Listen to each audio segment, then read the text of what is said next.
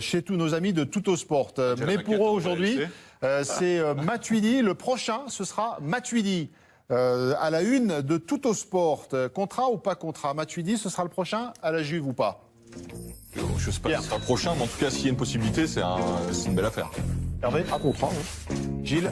Je vais dire oui. Possibilité, ce serait une belle affaire pour qui? Pour la Juve? Pour les deux. Pour les deux? Pour les deux, ouais. Pour le joueur, ce serait un pas en avant. Ça va pas plaire aux supporters du PSG, mais c'est une progression dans une carrière d'aller à la Juve aujourd'hui.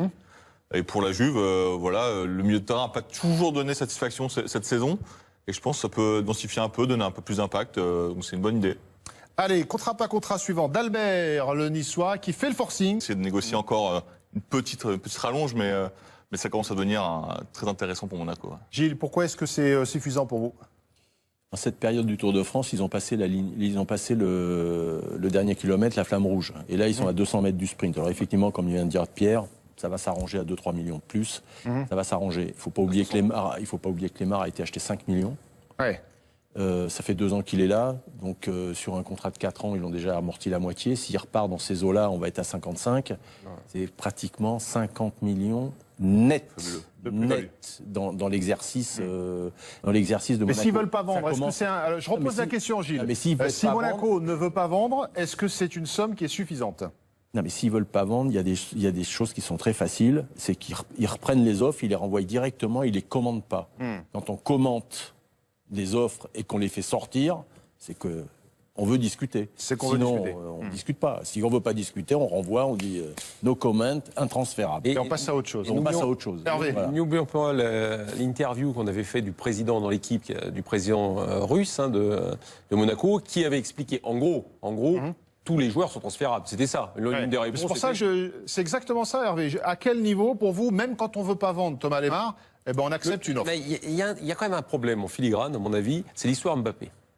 C'est-à-dire que vous ne pouvez pas non plus montrer à Mbappé que tous les joueurs vont partir. Parce que sauf lui. Parce qu'à un moment, l'autre, il dit vous êtes bien gentil. Lemar, Mendy, Silva, Bakayoko, Fabinho. Alors, s'ils partent tous, et puis moi, je vais être le dernier à qui on va donner un bon salaire. On va dire maintenant, tu as toutes les équipes sur les épaules. C'est compliqué, parce que c'est un côté projet collectif, toute cette équipe-là.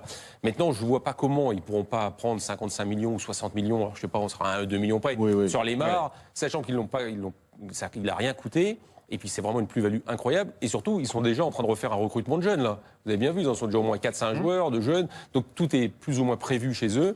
Et puis Lemar, la grande différence, c'est que Lemar, il sait la position du président russe. Alors que Verratti, par exemple, pour faire un petit puis raccourci, Verratti, il connaît Nasser, il sait que Nasser veut le garder. Alors que l'autre, il sait qu'il est prêt à vendre tout le monde. Donc Lemar, si un jour il dit, mettons, je viens plus à l'entraînement, vous m'emmerdez, ça va être plus compliqué de gérer ça. On a conclu là-dessus? Allez, puisque vous parlez de Kylian Mbappé, il arrive à faire le buzz, même avec un simple tweet. Kylian Mbappé, retour à Monaco pour lui.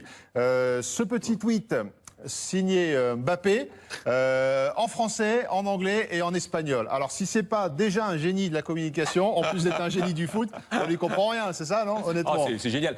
Visiblement, alors je veux pas m'avancer parce que j'ai pas toutes les infos sur le site, il n'ira pas en Russie. Parce que je n'ai pas vu ni en Allemagne. Pierre, SoFoot, qu'est-ce que ça vous inspire, tiens? Non, mais il est plus malin que la moyenne des gens à son âge. C'est clair, on le voit quand il parle, quand il s'exprime, même quand il tweet, on a tout un peu calculé comme il faut pour nous faire tourner un peu en bourrique. Mais c'est le vrai feuilleton de l'été. Tu peux parler de Verratti, tout ce que tu veux, le feuilleton, il est là. Gilles, pardon. Un petit génie de la com également, Kylian?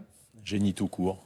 Génie tout court, en foot, en com et le feuilleton de l'été. La photo est géniale. Parce que la photo, en plus, qui l'accompagne, elle est encore avec le petit sourire en coin.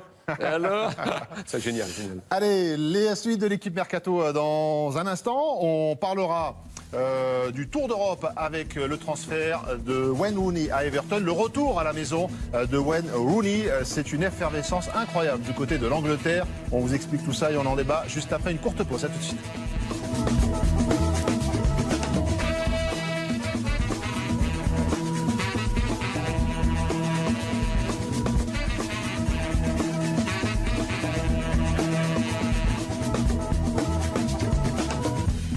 La suite de l'équipe Mercato, on est toujours en compagnie d'Hervé Penaud, Pierre Maturana Sofoot et Gilles Favard. Le sommaire de l'émission, si vous n'étiez pas avec nous, on a évoqué l'info du jour, info de nos confrères de l'équipe. C'est bouclé pour le retour de Steve Mandanda à l'OM, accord entre Marseille et Crystal Palace.